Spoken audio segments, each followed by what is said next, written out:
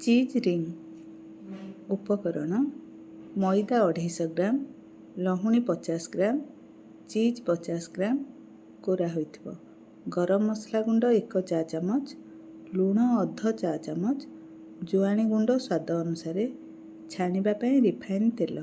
प्रस्तुति मैदारे प्रथमे लहुणी मिसई परे लुण और कोरा होइथिबा चीज पकई भल करी दली नियंतु। दला होई सारिबा परे सेथिरे अन्यान्य मसला गुड़िक मिसांतु। दलिबा बेले दरकार हेले अल्प पानी देई पारंती।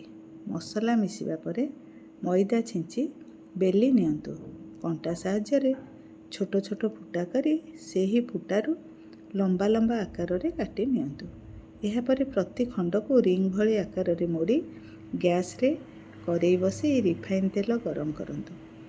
तेल भल करी गरम हेबा परे कम आंचरे सुनेली रंग हेबा जे भाजंतु। चा बा कॉफी सहित भल जमिबो। एहाकु ठंडा हेबा परे एयर टाइट पात्र रे मध्य भरी रखि पारंती।